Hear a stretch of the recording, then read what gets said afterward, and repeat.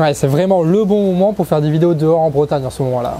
Amis réfractaires, bonjour, bienvenue dans cette revue de presse où nous n'allons pas discuter d'Éric Zemmour, où nous n'allons donner aucun temps de parole à Emmanuel Macron et sa loi contre le séparatisme, une émission où on n'a pas discuté non plus des sondages un peu bidons qui passent en ce moment dans les médias. Aujourd'hui, sur la chaîne du Canard Réfractaire, comme tous les lundis, nous allons donc discuter de ces informations qui font pas la une des JT. Ces informations qui ne sont pas le produit de la communication du gouvernement ou qui ne sont pas créées à partir de rien par les médias de milliardaires. Là, dans cette émission, on va parler politique, mais on ne va pas inviter des gens du gouvernement. Voilà. Non, je précise ça parce que hier, en fait, il y a eu en 8 heures une interview de Darmanin, de Villani, de Schiappa, de Blanquer, de Bayrou, et tout ça, ça s'est fini avec une interview de Morano. Ouais.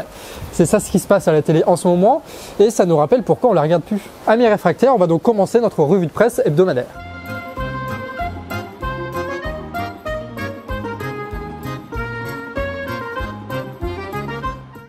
Et on commence avec notre ministre de la Justice qui vient de recevoir une plainte de la seule institution capable de juger un ministre en fonction, c'est la Cour de justice de la République. Et ça, c'est toujours pour la même histoire des magistrats du parquet national financier qui avaient épluché les factures téléphoniques de l'avocat de Sarkozy où le nom de Dupond-Moretti était ressorti. Il avait alors porté plainte avant de la retirer une fois devenu garde des Sceaux. Sauf que récemment, il a ouvert une enquête disciplinaire sur ses membres du PNF, alors qu'un rapport de l'inspection générale de la justice avait conclu la légalité de la pratique. Une situation qui a fait réagir le procureur général de la Cour de cassation, ce qui est très rare, vu que c'est la plus haute juridiction en France, et il dénonce le danger que représentent ces pratiques pour l'indépendance de la justice. De même pour les deux syndicats de la magistrature qui dénoncent le bordel, mais aussi les magistrats des tribunaux de Paris qui ont appelé à l'unanimité au président de la République d'agir en tant que garant de l'indépendance de la justice. Le souci étant que Dupond-Moretti, c'est aussi un ami intime de M. Herzog qui est l'avocat de Nicolas Sarkozy. Ce qui pose évidemment souci parce que l'ami intime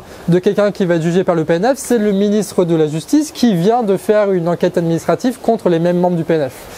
Donc quand ça se mord la queue comme ça, c'est jamais très bon. Et là où ça devient cool, c'est que les magistrats se rebellent aussi à Caen, à Nîmes, à Auch, à Blois, à Béthune, à Châteauroux, à Montpellier, à Cambrai, à Quimper, à Draguignan, à Strasbourg, à Aix-en-Provence, à Bastia, à Clermont-Ferrand, à Rouen. Bref, c'est une vraie petite révolte qui est organisée par les magistrats et ça fait quand même plaisir de voir qu'il y a quand même des institutions dans la République qui résistent à la dérive autoritaire du président. Autre déroute du gouvernement, au Parlement cette fois, les marcheurs se sont retrouvés en minorité pour voter la suppression d'enquêtes publiques au profit de consultations sur Internet, notamment pour les sujets environnementaux. Si tu combinais ça au nouveau pouvoir des préfets qui peuvent passer outre certaines réglementations, tu te serais retrouvé avec des gars non élus envoyés par le gouvernement pour autoriser des projets qui ne respectent pas les normes et le tout sans réellement avertir la population. Et le fait que l'Assemblée ait retoqué le truc, ça fait quand même plaisir. Par contre, dans la nuit de jeudi à vendredi, l'Assemblée a voté la prolongation du régime post-état d'urgence, ce qui permet au gouvernement d'imposer des restrictions.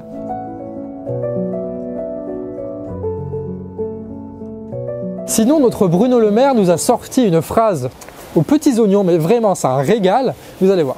Toute la dette liée à cette crise économique, c'est de l'investissement. Il faudra la rembourser, je l'ai toujours dit, mais ce remboursement viendra quand nous aurons retrouvé la croissance. Il faudra la rembourser. Bien sûr qu'il faudra la rembourser. Certains économistes disent non. Mais ils sont irresponsables. Pourquoi ? Ils sont irresponsables parce que comment voulez-vous que le ministre des Finances aille demander à des investisseurs d'acheter de la dette française si je leur dis venez prendre de la dette française, mais je vous la rembourserai jamais.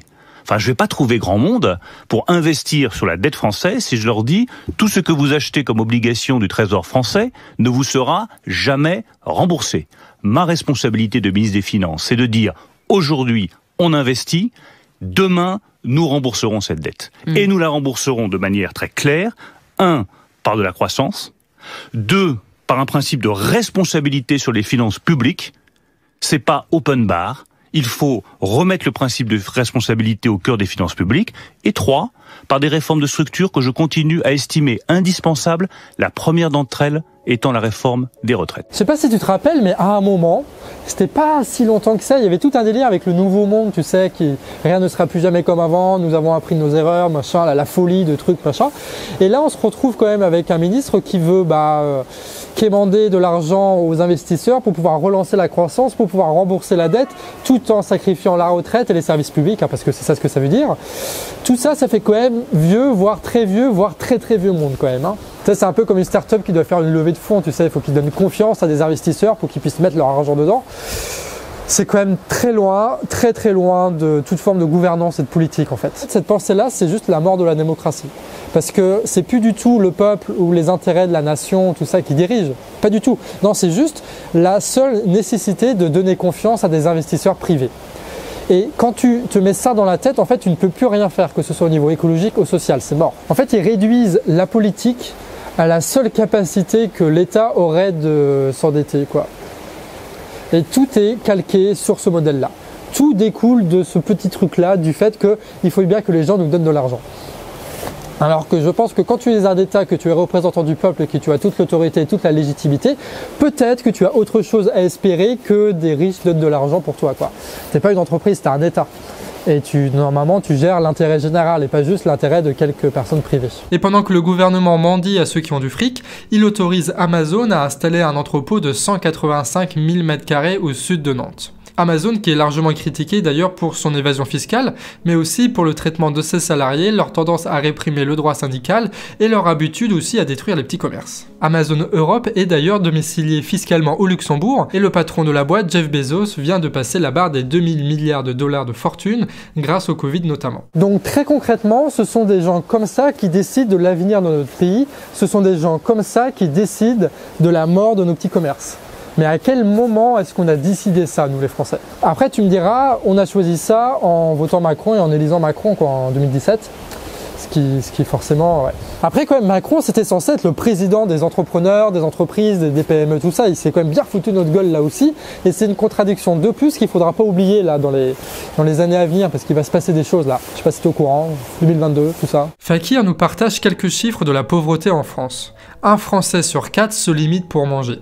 L'UNEDIC attend 900 000 chômeurs, l'influence du Secours populaire a elle grimpé de 45% ce printemps et plus d'1 million d'intérimaires et d'extras ont simplement disparu de l'économie. Dans le même temps, les chiffres du RSA explosent. Le budget des départements pour cette aide a augmenté de 9,2%, bien plus qu'après la crise de 2008. En Ille-et-Vilaine, le nombre de demandeurs a lui augmenté de 6%. Cela est dû notamment au durcissement des règles du chômage, qui ont foutu pas mal de gens dans la misère sans perspective d'emploi. Mais évidemment, vu que ce sont des pauvres, eh ben, c'est beaucoup moins sexy de parler de ça.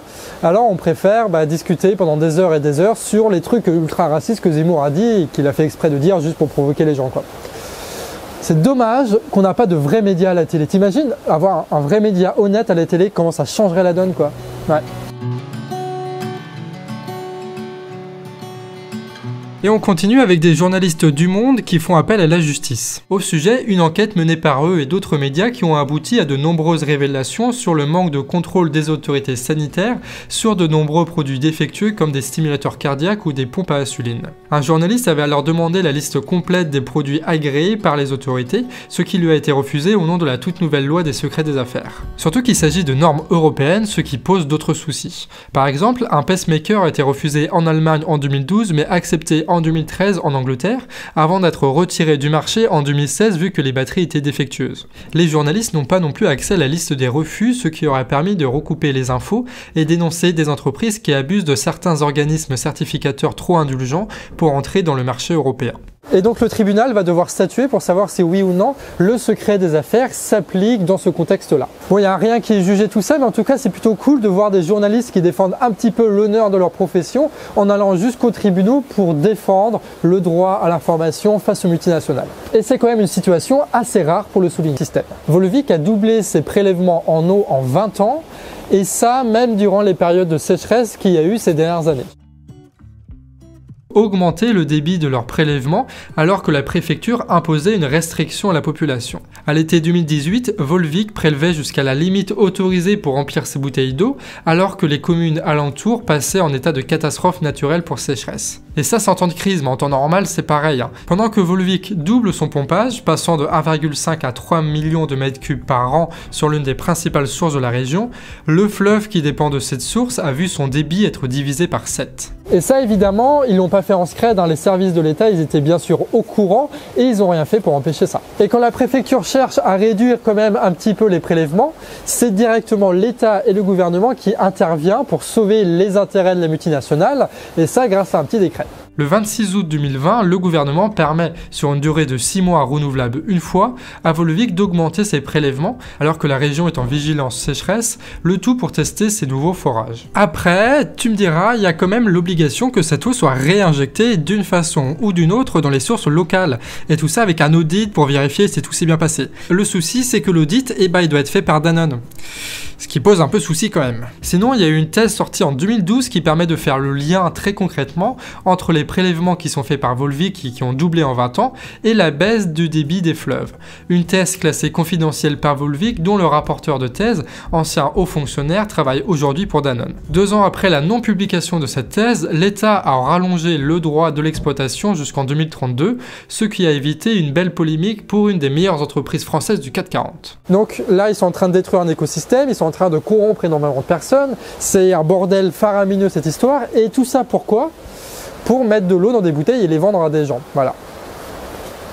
C'est quand même beaucoup d'énergie pour pas grand chose. Et on finit cette revue de presse avec des articles de fond. Le premier cause du discours du président chinois qui, pour la première fois, propose un plan très ambitieux pour décarboner son pays, ce qui pourrait à terme aboutir à faire baisser la température de 0,3 degrés à l'échelle mondiale. Bien sûr, ça à prendre avec subtilité, comme le fait l'article du Grand Continent qui permet de mettre en perspective le contexte de cette histoire. Sur l'excellent média qu'est Le Vent se lève, vous pouvez retrouver une interview de Morales, l'ancien président bolivien victime d'un coup d'état, et qui fut le sujet d'une des dernières vidéos du Canard. Une bonne synchronicité qui nous permet à tous d'aller plus loin sur ce sujet essentiel. Sinon, je sais que ça intéresse pas mal de monde, il y a le CNNR qui organise dans le Vercors ce week-end des rencontres où seront organisés des ateliers, des conférences et des assemblées citoyennes.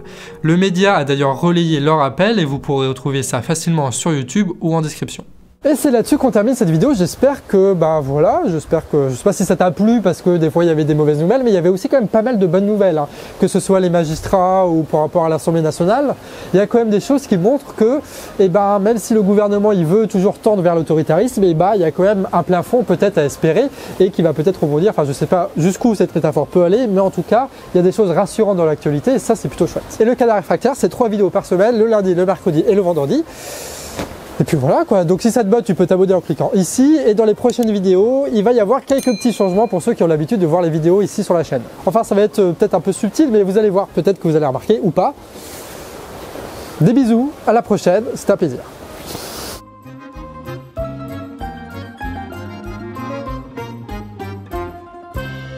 Ouais.